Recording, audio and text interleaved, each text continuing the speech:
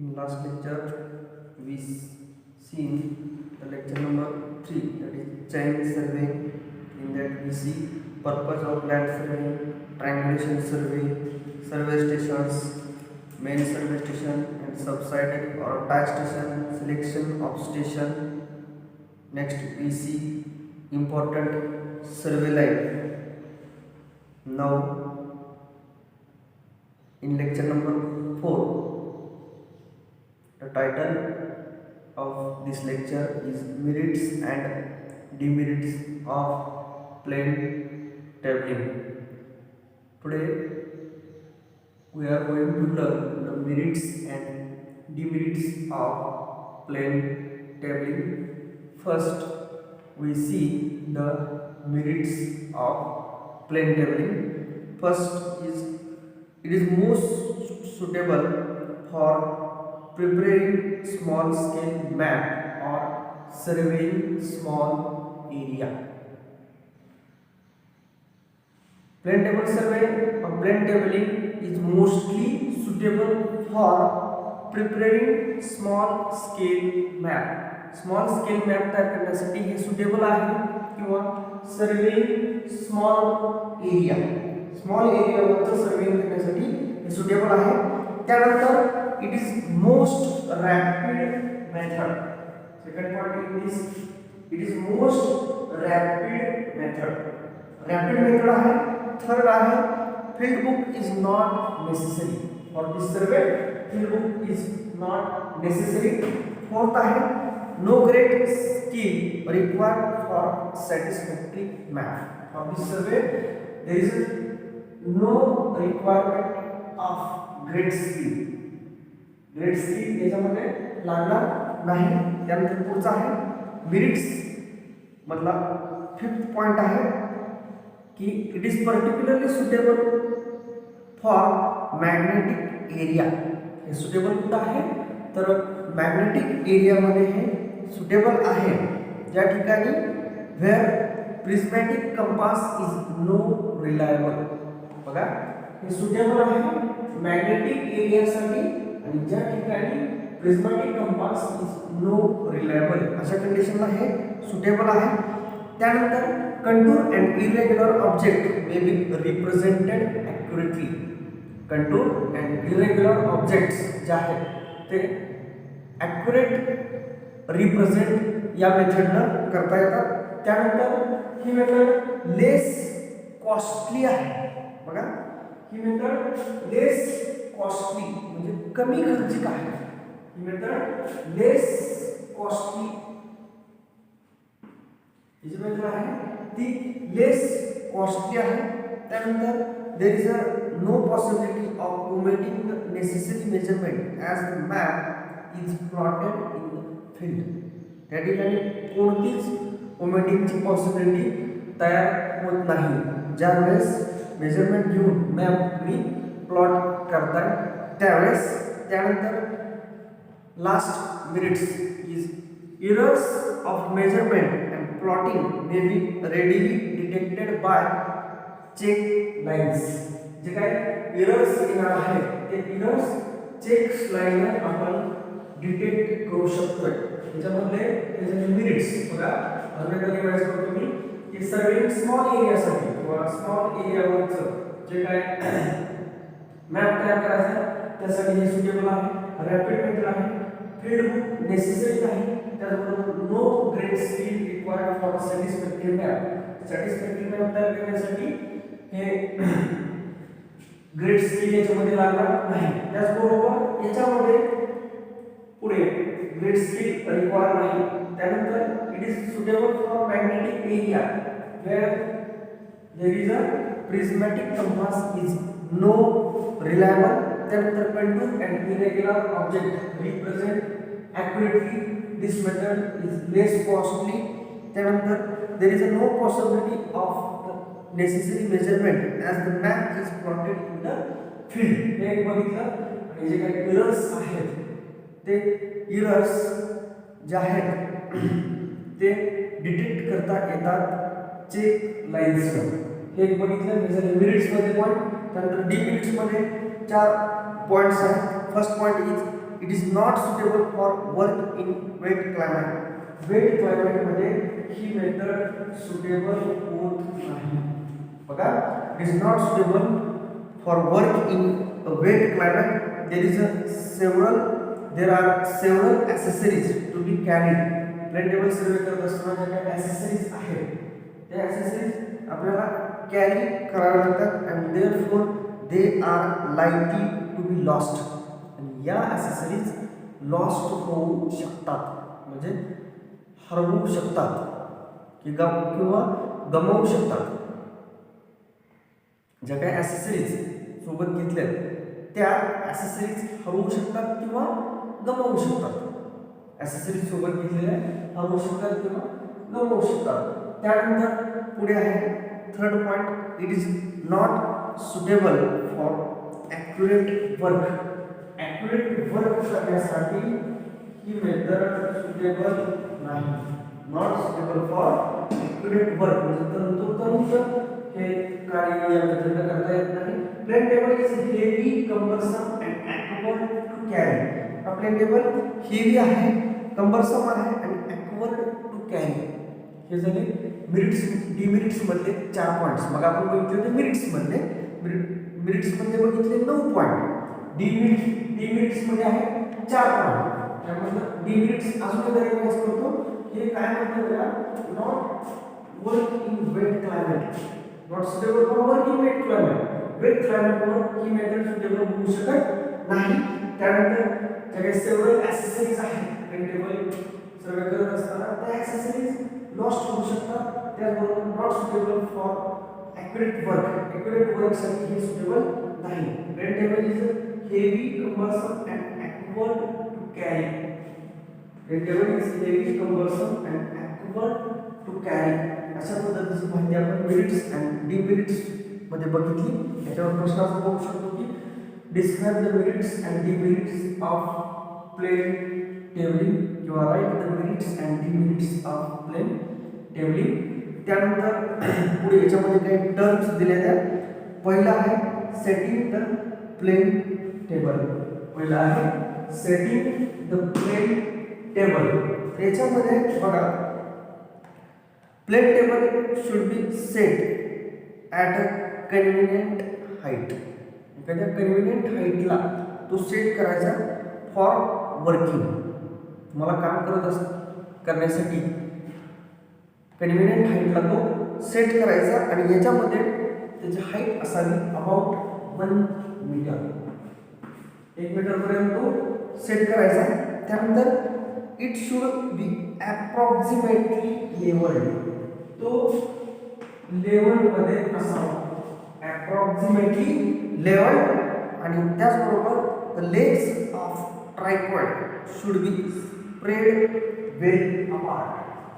जो काय tripod stand आपण वापरणार आहोत, टेबल सर्वे करत असताना जो काय ट्रायपॉड स्टँड आहे तो ट्रायपॉड स्टँड हे वेल अपार्ट असावं. ट्रायपॉड स्टँड आपण वापरायचा आहे.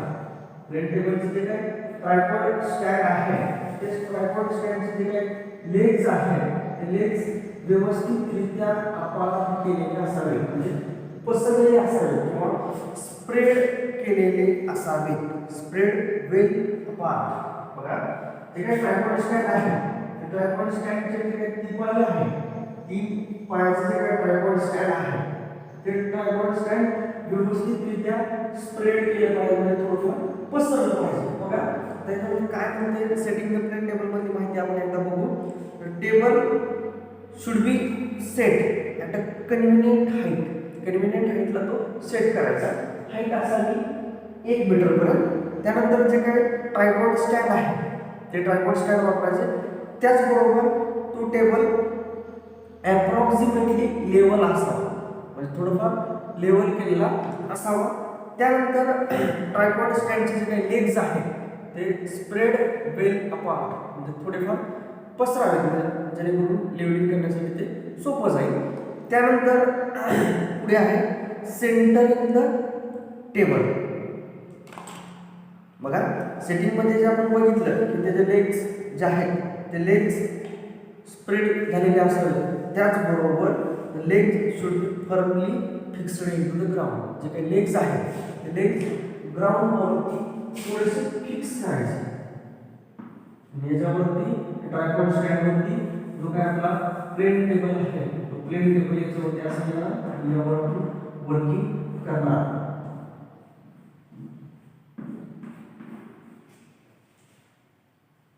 हे झालं सेटिंग द प्लेन टेबल. याच्यामध्ये माहिती बघितली आपण की 1 मीटर कन्व्हिनियंट हाईटला तो असावा. त्याचबरोबर ट्रायपॉड स्टँड असावं. तो टेबल हा अप्रॉक्सिमेटली लेवल असावा. त्यानंतर याच्यामध्ये ट्रायपॉड स्टँडचे लेग्स आहेत ते tripod स्टँडचे legs spread well apart म्हणजे थोडेफार पसरलेले असावेत आणि ते लेग्स ग्राउंडवरती फर्मली फिक्स्ड करायचे. हे बघितलं सेटिंग द प्लेन टेबल मधलं. त्यानंतर आता बघायचं आपल्याला सेंटरिंग. तर याच्यामध्ये सेंटरिंग टेबल म्हणजे सेंटरिंगची डेफिनेशन जी आहे ती सेंटरिंगची डेफिनेशन परीक्षेला विचारली जाऊ शकते. डेफिनेशन काय आहे बघा. Operation of placing the table over the station. हे एक ऑपरेशन आहे. याच्यामध्ये काय केलं आहे प्लेसिंग द टेबल. टेबल कुठे ठेवला आहे तर ओव्हर द स्टेशन म्हणजे स्टेशनवरती ठेवलेला आहे ऑन द ग्राउंड. आणि जे की स्टेशन कशावर आहे ग्राउंडवरती आहे. त्यानंतर that the point plotted on drawing sheet. Point घेतलाय ड्रॉइंग शीटवर. त्यानंतर टेबल ठेवलाय ग्राउंडवरती drawing sheet. Corresponding to the station occupied should be exactly over the station on the ground. जे काही स्टेशनला किंवा त्या पॉईंटनं जागा ऑक्युपाय केलेली आहे ती ग्राउंड वरच्या पॉईंटची आणि सीट वरच्या पॉईंटची एक्झॅक्टली अबो आहे. म्हणजे बघा ग्राउंड वरचा पॉईंट समजा हा असेल आणि सीट वरचा पॉईंट हा असेल तर या पॉईंटच्या एक्झॅक्टली अबो अशी जी काही पोझिशन करण्याची प्रक्रिया आहे त्याला म्हणायचं सेंटरिंग. अजून एक डेफिनेशन ठेवायचं होतं बघा. The operation of placing the table over the station. Placing the table over the station on the ground that the point plotted on the drawing sheet corresponding to the station occupied should be exactly over the station on the ground known as centering of the table. यालाच म्हणायचं आहे centring of the table. ही definition परीक्षेला विचारली जाऊ शकते. त्यानंतर आता सेंटरिंग नेमकं कसं करायचं त्याची थोडीशी आणि माहिती दिलेली आहे बघा. Centering is done by means of plumbing fork. Centering करायचंय प्लंबिंग फॉर्क. बघा सेंटरिंग करायचंय प्लंबिंग फॉर्कनं. To do this place the pointed end of upper leg of the fork coinciding with the point on the paper and shift the table until the plumb bob hangs exactly over center of the station peg. तर हे कसं करायचं बघा. To do this pointed end of the plumbing fork. समजा plumbing fork अशा पद्धतीचा असतो. तर या ठिकाणी तुमचा त्याच्यामध्ये टेबल आहे आणि हे असं ट्रायपॉड स्टँड आहे समजा. तर याच्यामध्ये जे काही पॉइंटेड एंड आहे ते इथं समजा तुमचा पॉइंट आहे पॉइंटेड एंड आणि हा ग्राउंडवरचा पॉइंट. मग हे पॉइंटेड एंड इथं येणार आणि हा जो काही प्लंबिंग फॉर्क आहे तो याला बसवलेला आहे इथं. आणि स्टेशन पेग म्हणजे जिथं आपण ग्राउंडवरचा पॉइंट घेतला आहे ते पेग ठेवलेली आहे. मग हा पॉइंट आणि हा पॉइंट हा एक्झॅक्टली याच्यावरती येणार. अशा पद्धतीचं हे जे काही इन्स्ट्रुमेंट आहे त्याला प्लंबिंग फॉर्क असं म्हणलेलं आहे. If no plumb bob is available. ज्यावेळेस हा प्लंब बॉब अवेलेबल नसेल त्यावेळेस सेंटरिंग करायचं ड्रॉपिंग स्टोन. जे काय ड्रॉपिंग स्टोन्स आहेत ते वापरायचे आणि सेंटरिंग करून घ्यायचं. त्यानंतर याच्यामध्ये ड्रॉपिंग स्टोन हे वापरायचं. त्यानंतर board which is directly under the point of the paper. जो काही बोर्ड आहे तो बोर्ड पॉइंट पेपरवरचा पॉईंट आणि ग्राउंडवरचा पेपरवरचा पॉईंट आणि ग्राउंडवरचा पॉईंट हा एक्झॅक्टली त्याच्या बरोबरीने यावा यासाठी थोडीशी काळजी घेण्यासाठी आपण सेंटरिंग केलेलं आहे. त्यानंतर याच्यामध्ये the degree of accuracy required in centering is necessary only in large scale work. जे काय accuracy याच्यामध्ये लागणार आहे ते accuracy large scale जर असेल तर large scale साठी accuracy लागणार आहे. जर तुमचं वर्क हे स्मॉल स्केलवर असेल तर तुम्ही ते approximately घ्यायचं.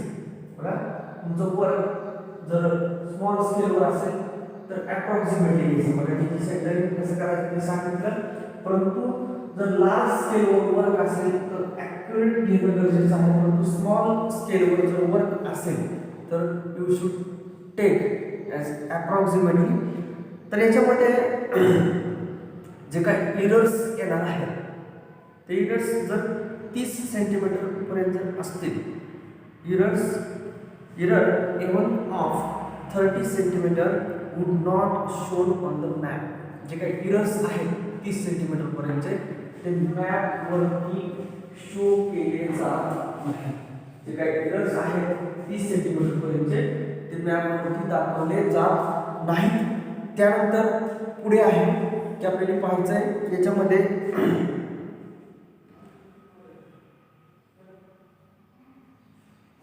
सेंटरिंग झालं. त्यानंतर आपल्याला पुढे बघायचं आहे लेवलिंग ऑफ द टेबल. तर याच्यामध्ये सेंटरिंग नंतर आपल्याला बघायचं आहे लेवलिंग ऑफ द टेबल. तर याच्यामध्ये लेवलिंग ऑफ द टेबल याच्यामध्ये माहिती बघायची.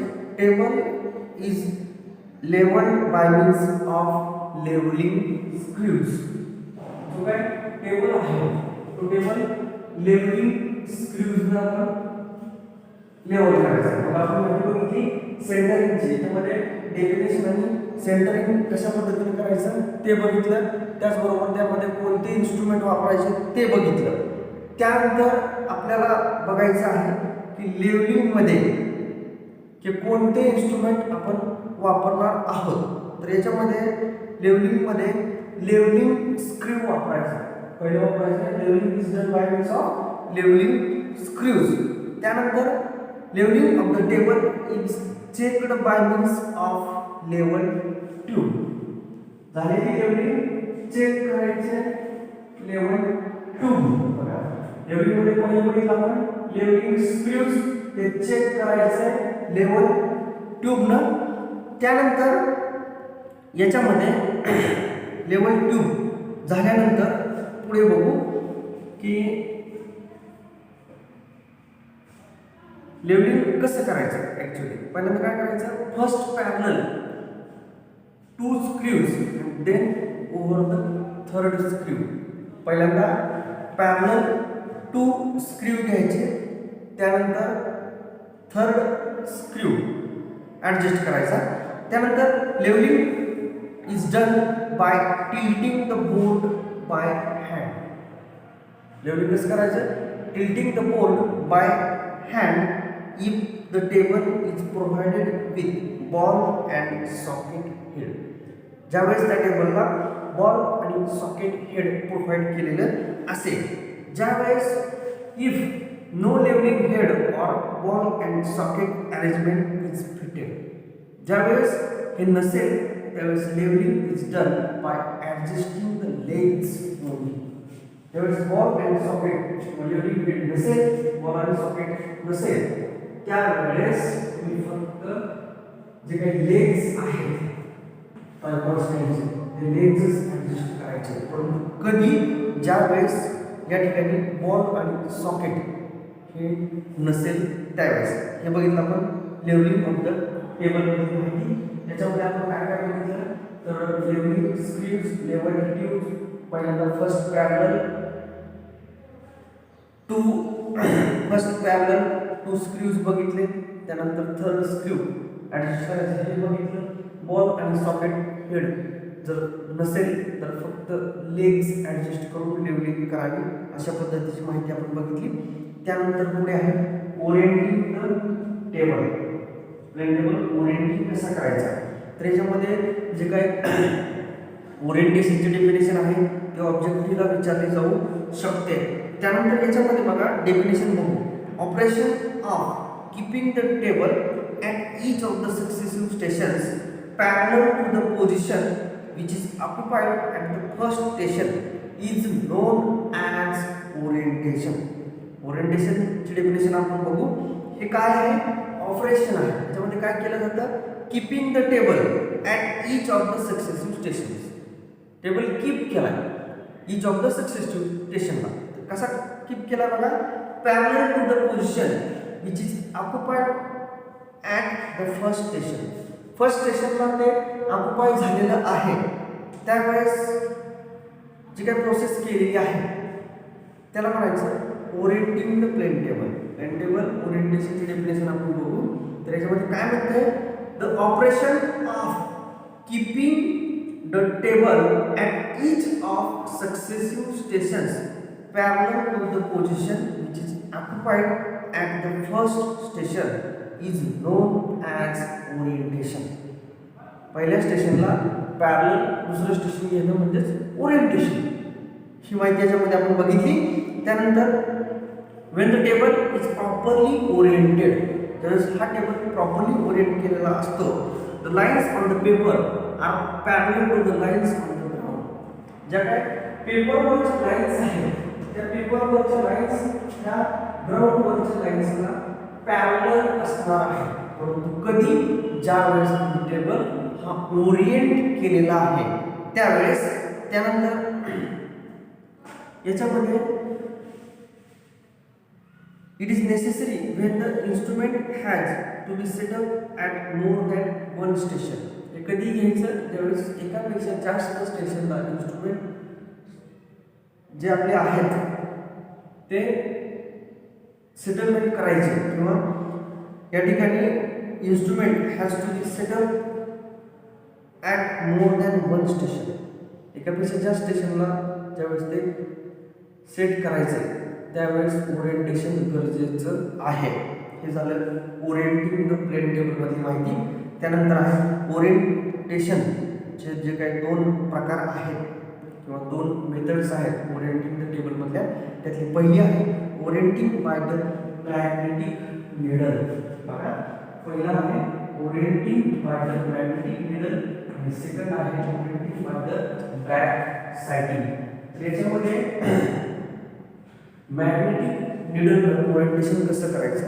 Orient the table at any subsequent station.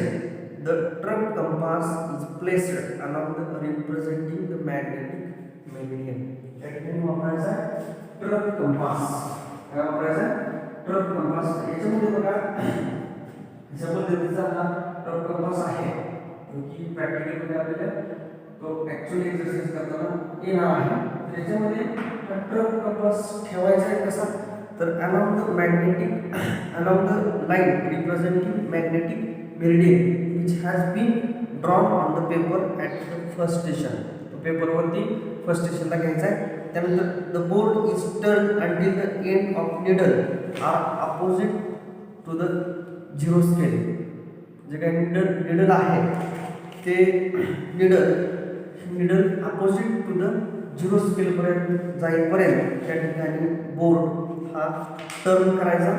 त्यानंतर the board is then clamped in position. त्यानंतर तो बोर्ड क्लॅम्प करायचा पोझिशनमध्ये. This method is sufficiently accurate provided there is no local attraction. ज्या ठिकाणी लोकल अट्रॅक्शन जास्त नाही त्या ठिकाणी ही मेथड ॲक्युरेट आहे किंवा वापरता येते. हे बघितलं ओरिएंटेशन बाय मॅग्नेटिक निडल. त्यानंतर आहे पुढचं orientation by back sighting. Back साइटिंगने ओरिएंटेशन कसं करायचं बघा. ही मेथड ऑलवेज प्रेफर आहे. ही मेथड जी आहे orientation by back sighting he method always prefer सारखं ही मेथड प्रेफर केली जाते किंवा वापरण्यासाठी हे केलं जातं. त्यानंतर it is most accurate method. बघा ही मेथड ॲक्युरेट आहे. दिस मोस्ट ॲक्युरेट मेथड. ही मेथड मोस्ट ॲक्युरेट मेथड आहे. याच्यामध्ये काय केलं जातं बघा. Suppose the table is set up over the station Q. समजा हा टेबल तुम्ही क्यू स्टेशनवरती घेतलेला आहे. हा टेबल तुम्ही क्यू स्टेशनवरती घेतलेला आहे. तर त्यावर जी काही लाईन येणार आहे ती लाईन येणार आहे पी क्यू. जो टेबल तुम्ही क्यू स्टेशनवर घेतला आहे त्यावर लाईन येणार पी क्यू. त्यानंतर या ठिकाणी ही जी काही लाईन आहे ती previously drawn as P Q. जी लाईन पहिल्या तुम्ही कशी घेतली आहे पी क्यू याची घेतलेली आहे. पहिल्या अशी होती आता अशी घेतली आणि या लाईनचं स्टेशन असणार आहे पी. बघा क्यू स्टेशनवर ही पी क्यू लाईन, पी स्टेशनवर ही पी क्यू लाईन. त्यानंतर याच्यामध्ये the element is placed along the line Q P. Element ठेवायचे क्यू पी वर. The board is then turn until the line of sight the ranging rod at P. या ठिकाणी board जो आहे तो turn करायचा, तो की रेंजिंग रॉड धरलेला आहे पी या पॉईंटवरती. त्यानंतर the board is then clamped in position. Board पुन्हा पोझिशनमध्ये क्लॅम्प करायचा. Care should be taken to place the table at each successive station in such position that centering of the table is least altered when the table is turned for orientation. Orientation करत असताना centering सुद्धा care करायची अशा पद्धतीची माहिती दिलेली आहे. Orientation by back sighting. ह्याच्यामध्ये क्यू स्टेशनवरती टेबल ठेवलेला आहे त्याची लाईन आहे पी क्यू, जी की प्रिव्हियसली पी क्यू होते, स्टेशन पी वर घेतलेली होती.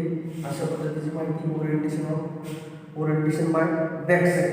त्यानंतर आपल्याला याच्यामध्ये प्लेन टेबल सर्वे करत असताना कोणकोणत्या मेथड्स आहेत त्या मेथड्सची माहिती आपल्याला इथं दिलेली आहे.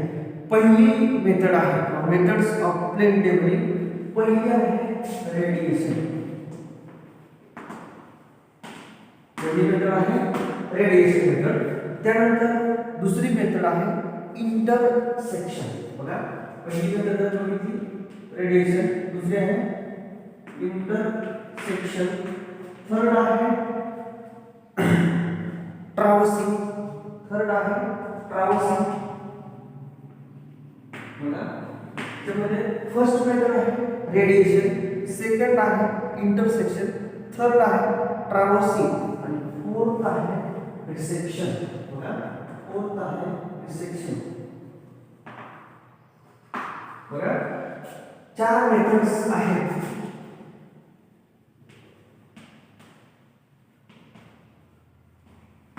प्लेन टेबलच्या किंवा प्लेन टेबल्समध्ये 4 मेथड आहेत. पहिली आहे रेडिएशन, दुसरी आहे इंटरसेक्शन, तिसरी आहे ट्रॅव्हर्सिंग आणि चौथी आहे रिसेक्शन. अशा पद्धतीनं इथं हे लेक्चर नंबर 4 समाप्त होतं. या लेक्चरमध्ये मी काय सांगितलं मी परत आपण एकदा रिवाइज करतो. त्याच्यामध्ये बघा मिनिट्स आणि डिमिनिट्स आपण बघितले. त्यानंतर त्यामध्ये काय टर्म्स आहेत त्या टर्म्स आपण बघितल्या. सेटिंग द प्लेन टेबल असेल प्लेन टेबल एका कन्व्हिनियंट हाईटला सेट करायचा 1 मीटर पर्यंत तो व्यवस्थितरित्या सेट करायचा. ट्रायपॉड स्टँड वापरायचा. त्यानंतर जे काही ट्रायपॉड स्टँडचे लेग्स आहेत ते ट्रायपॉड स्टँडचे लेग्स लेवलमध्ये घेण्यासाठी वापरायचे किंवा वेल अपार्ट असावेत आणि ते लेग्स ग्राउंडवरती फरकली फिक्स्ड करायचे हे बघितलं. तो टेबल हा ॲप्रॉक्सिमेटली लेवल असावा हे बघितलं. सेंटरिंगमध्ये त्याची डेफिनेशन बघितली. प्लंबिंग फॉर सेंटरिंग करायचं ते बघितलं. ड्रॉपिंग स्टोन्स वापरा, स्टेशन पेज असे एकदम बघितले. ह्याच्यामध्ये जे काय 30 सेंटीमीटर पर्यंत जे काय एरर्स येणार आहेत ते एरर्स मॅपवर दाखवले जात नाहीत ते बघितलं. लेवलिंग ऑफ द टेबल, याच्यामध्ये लेवलिंग स्क्रूज, लेवल ट्यूब हे बघितलं. प्लेन टेबल मध्ये ओरिएंटेशनची डेफिनेशन आणि ओरिएंटेशनचे दोन प्रकार, बाय मॅग्नेटिक निडल आणि बाय बॅक सेटिंग हे बघितलं. त्यानंतर methods of plane table surveying किंवा प्लेन टेबलिंगच्या ज्या काही मेथड्स आहेत त्या बघितल्या. पहिला आहे रेडिएशन, दुसरा आहे इंटरसेक्शन, तिसरा आहे ट्रान्सिंग आणि चौथा आहे रिसेक्शन. अशा पद्धतीची माहिती ही लेक्चर नंबर 4 मध्ये आपण बघितलेली आहे. आणि या ठिकाणी हे lecture number 4 merits and demerits of plane tabling हे लेक्चर या ठिकाणी समाप्त होतं.